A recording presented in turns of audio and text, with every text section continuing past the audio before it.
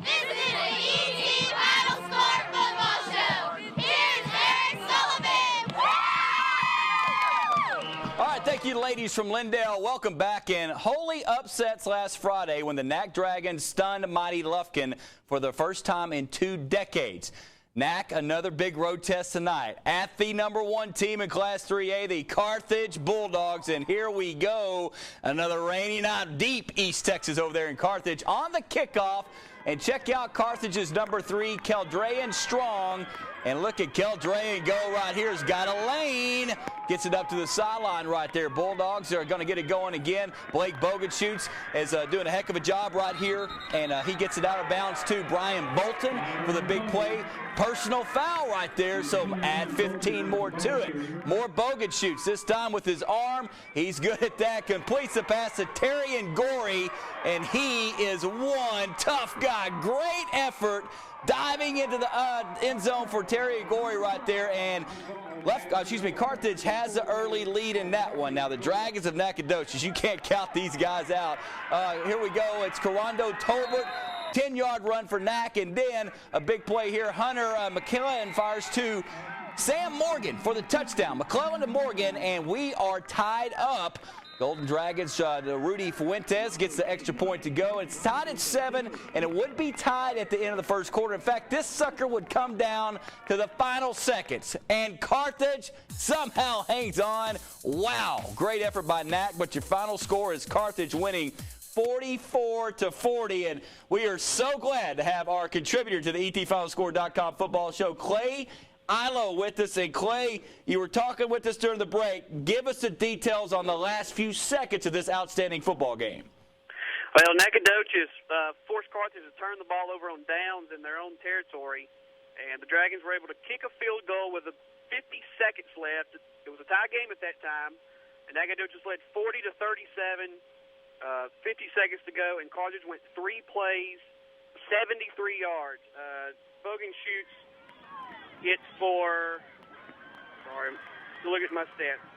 He hit for 24 yards, 18 yards, and Kevin Pipkins screen pass, 32 yards, that scored the game-winning touchdown. Well, Clay, is this just kind of, was this the game tonight? Carthage, of course, they've played some good teams so far, but, boy, this one can really be the capper on your season to get you going into that district play, which is looming soon. Oh, absolutely, and Carthage is definitely going to take a lot of momentum with the late game-winning drive. They head to White House next week. Both teams going to be undefeated in another huge matchup. Carthage losing at home by 2 points to White House, and they're definitely going to look to return the favor next week. Yeah, that will be, we'll see you there, Clay. We'll be there. In fact, I'm pretty sure cameras from all over East Texas will be there in that one. Clay, thank you. Congrats on a great job once again. But Nacogdoches, big win, 44-40. Thank you, Clay. All right, over in Kilgore tonight, #5 Bulldogs hosting a pretty tough test, Class 4A Mount Pleasant tonight. Early on, Kevron Justice of the Bulldogs spinning out of trouble. Got guys flying at him left and right. Uses that big stiff arm. What a great play right there by Mr. Kevron. And then we're going to get Benny Colbert right here. He's going to do a play-action scramble out to the right. Looking.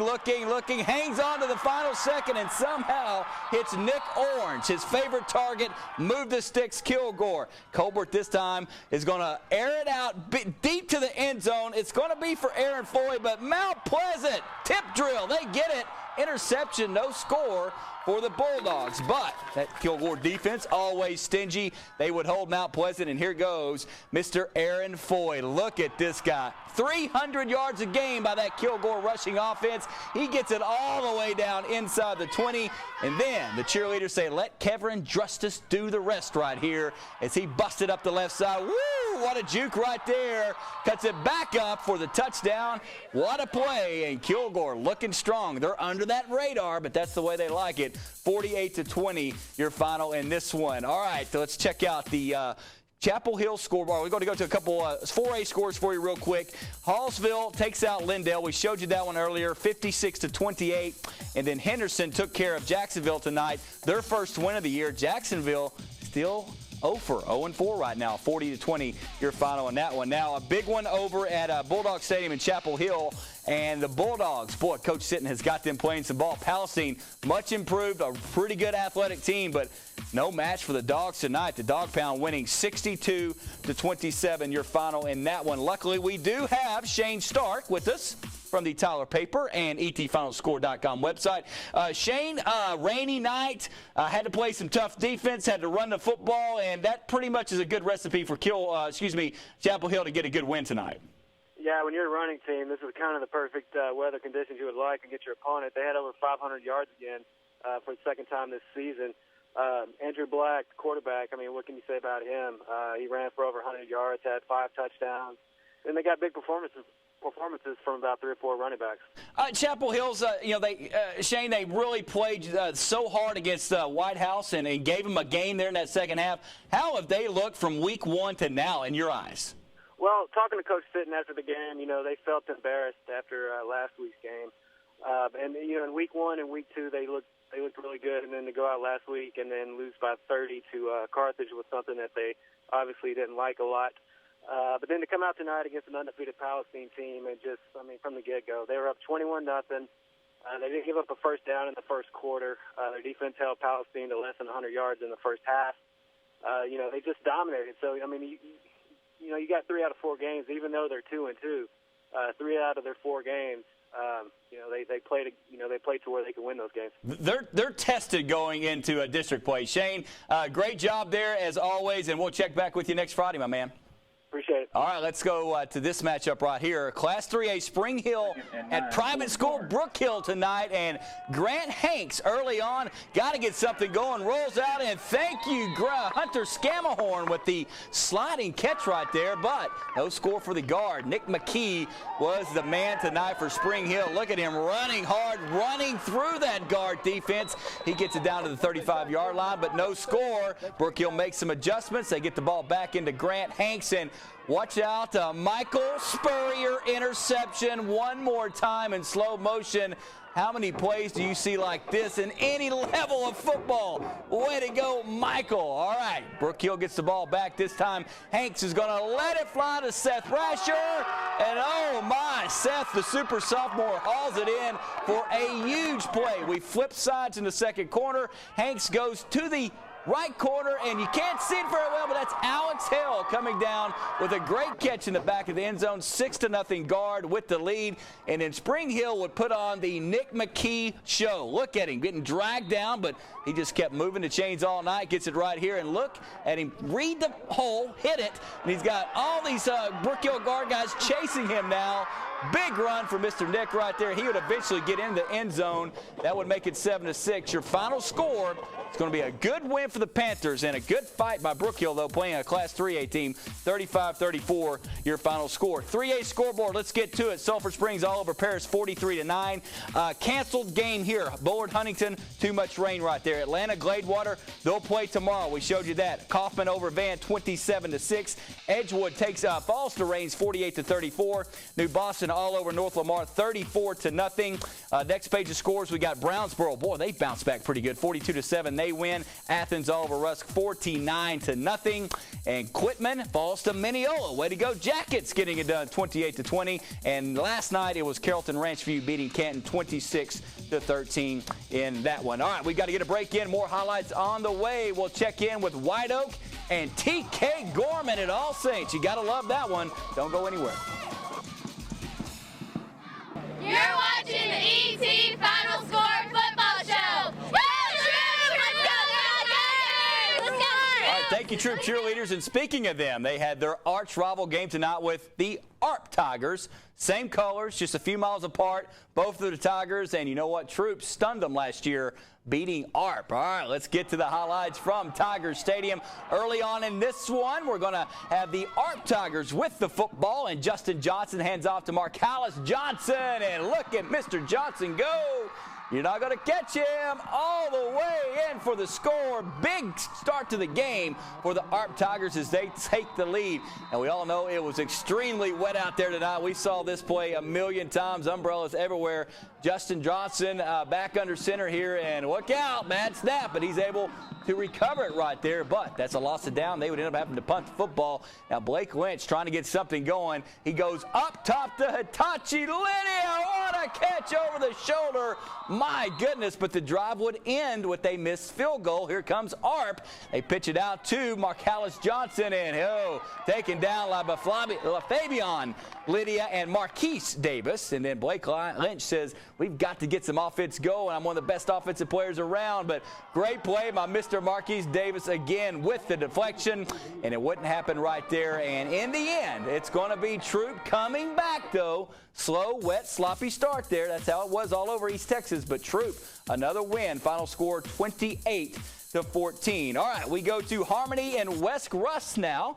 It's a big game right here. I'm liking this Harmony quarterback as Micah Ross hands it over to Eric Contreras. And Eric, great first name right there. Gets a first down, and that would set up this touchdown for Mr. Levi Thompson. He gets it in. Coach Russell loves to pound that football, and Harmony has the early lead. DJ Hicks, though, coming back for West Rusk in this one as DJ scans out the field, saying, what are we going to run? Are we going to audible? No, we're just going to give it off to the big dude, George Anthony. Nice for a few. Micah Ross coming back, and does this kid got a pretty arm or what? Oh, didn't get enough on it.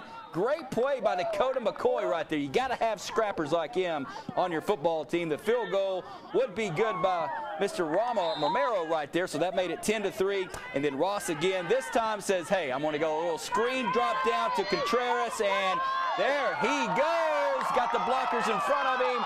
Touchdown, Harmony Eagles, and they get the shutout tonight.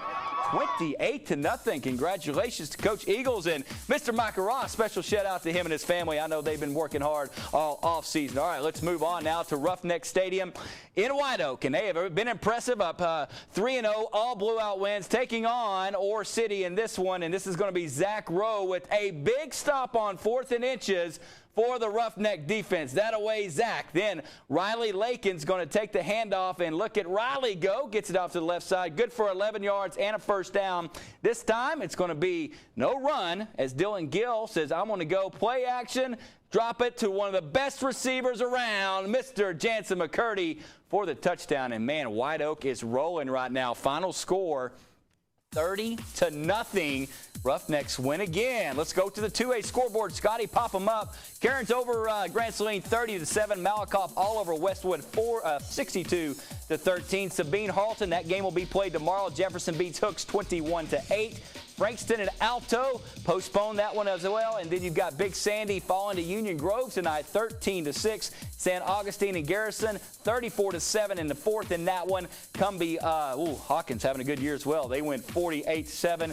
New Diana 55-6 over Winona. Winsboro 15. Mount Vernon 14. Way to go, Red Raiders. That's your final score in that one. Final stop of the night just down the road with TK Gorman going to All Saints, a private school showdown.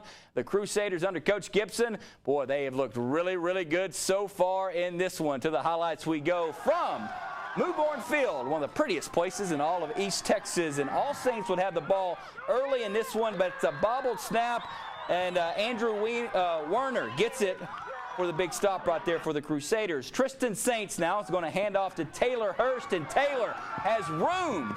Cuts it back up for the 25-yard run in that one. And then we've got Mr. Saints giving it back to Hurst, who would get it in the end zone for this one that time. Final score, or not the final score, that makes it 7-0 right there. But Saints had a big one in this one to Connor Hobbs as they would go on to get the big win. There we go. Let's go ahead and pop it up. That's my fault, TK Gorman. 53-12, though. They get a big win in that one. We have some 1A scores coming up after the break.